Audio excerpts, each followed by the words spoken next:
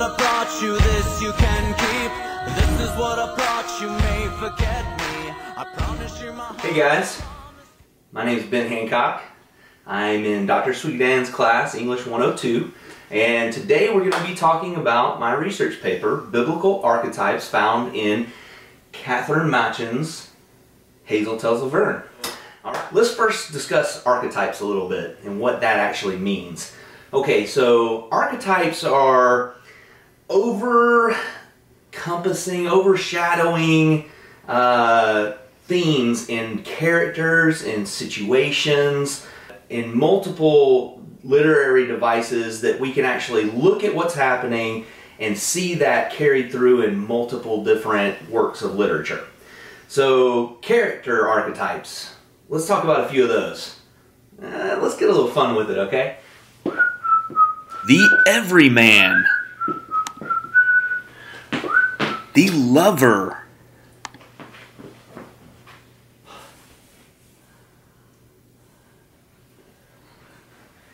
Stick 'em up! The outlaw. I'll save you. The hero.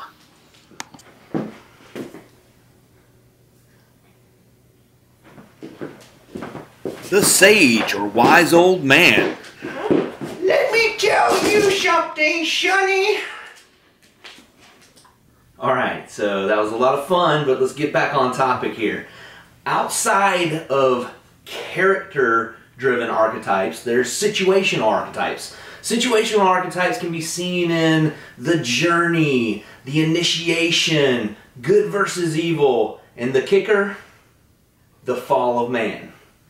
Probably the best scenario of where we can see the fall of man in literature is actually in the Bible, where Eve in the Garden of Eden is faced with a situation that creates a catastrophe to be placed on man. Let's take a look at that. The archetype of the fall of man as seen in the biblical story of Eve in the Garden of Eden. One day, God decided to make Adam a helper. He created Eve, the first woman. Eve was in the garden minding her own business when a serpent appeared and told her she should try some fruit from the tree of knowledge. Eve knew God had only one rule, and that was to never eat the fruit of the tree of knowledge. The serpent was crafty, though, and tricked Eve into eating the fruit so she could be like God. When Eve ate the fruit, her eyes were open and she knew she was naked. God came and punished Eve and her husband Adam by casting them out of the garden, and he punished the serpent as well. This is known as the fall of man. Now, for those of us in Dr. Sweetdan's 102 English class, we've had the pleasure of reading Katharyn Machan's Hazel Tells Laverne. Now, in Hazel Tells Laverne, she has obviously taken the popular fairy tale, The Frog Prince, written by the Brothers Grimm, and has put a little clever twist on it, okay? Well, the differences and similarities aside, there's definitely more to Hazel getting approached by a frog or Eve getting approached by a serpent. It goes a little deeper. Okay, we can actually see the origins of the characters having similarity. Okay. In Hazel Tells Laverne, we can see that she's cleaning the toilet at the Howard Johnson where she's a maid. We're talking about Hazel here. She's down scrubbing on this toilet, really getting in the cracks and crevices, and up pops this frog with all these promises, right? She freaks out, says that he must have come from the sewer. Okay, let's take a look at that a little closer.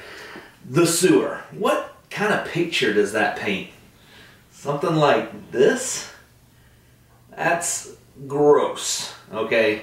Disgusting, squalor, putrid, nasty, from the depths. That's what enters our head when we think of a sewer. Well, it could very well be mirroring hell. The depths of hell, the putrid squalor where waste is thrown. Some very good similarities and allusions can be drawn there. Another similarity that we can draw on this biblical archetype is by applying what's called etymology. Okay, etymology is actually the study of names, how they came into being, what they actually mean.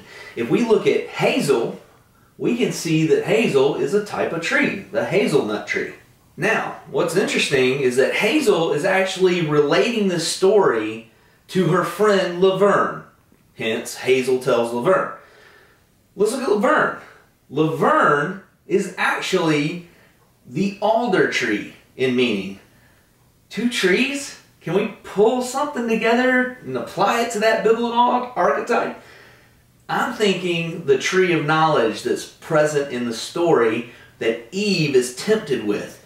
She's tempted with the fruit of the tree of knowledge. This tree is supposed to contain the knowledge that God possesses, and if she eats of it, she'll be like God. At least that's what the serpent has led her to believe. So not only can we see the origins of the creature, but also its method of temptation is found in the names that make up the title of the story. Let's go a little further with some etymology. Where does she work? Hazel works at the Howard Johnson. Alright, let's break these names down a little bit. Let's look at Howard a little closer. Howard means the guardian defender. Okay, that's cool. Johnson, the son of John. Okay, well, let's break it down a little bit. John, wait a minute now. John means Yahweh is gracious? Well, Yahweh is God. So we could really say the guardian defender who is the son of God. Now, okay, she's working for the guardian defender who is the son of God. That's crazy. Alright, so now Hazel is obviously relating more and more to Eve every single step we go. Okay, so let's talk a little different method of breaking down this biblical archetype found in Hazel Tells Laverne. Let's bring in numerology, because we can pull a significant number out of this poem. In the poem, when the frog is proposing all these crazy things about making her a princess, all she's got to do is kiss him, she goes nuts, hits him, tells him that he's crazy, he's a green pervert, and then she flushes him down the toilet. Now let's take a look at that a little closer. She actually flushes him down 3 times. Alright, so let's take a look at the number 3 in the Bible. Now, Bible scholars have broken down numerology throughout scriptures 1,000 different ways. They've taken it by number, by chapter, by verse. They've discussed how they relate to each other. They've taken the symbolism behind it. Everything that you can possibly think of, I'm sure they probably have. So when we look at the number 3 in the Bible, we can see that it appears 467 times. So what does it actually mean? The number 3 seems to signify completeness. Okay, we can see that in several different scriptures, like here. Now, the first being that it is the number of the Holy Trinity. The Father, the Son, and the Holy Spirit. 3 in 1. Completeness. Okay, we can also see it in the number of times that Jesus prayed in the Garden of Gethsemane.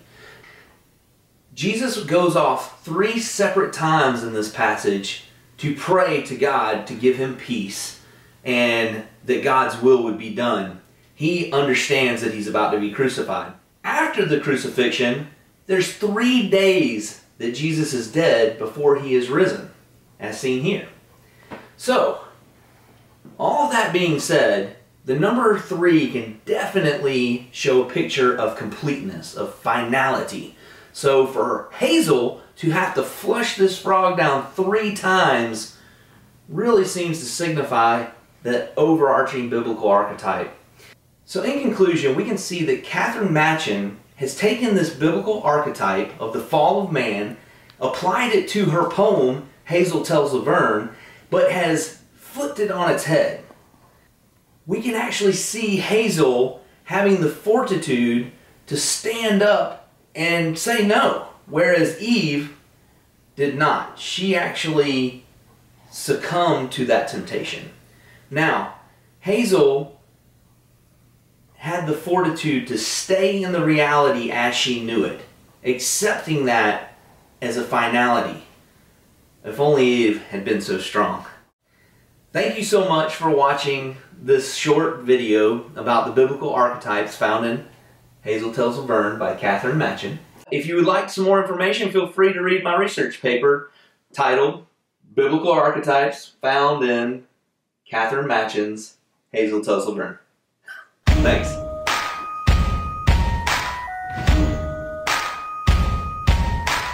This is what I brought you, this you can keep. This is what I brought you, may forget me. I promise you my heart just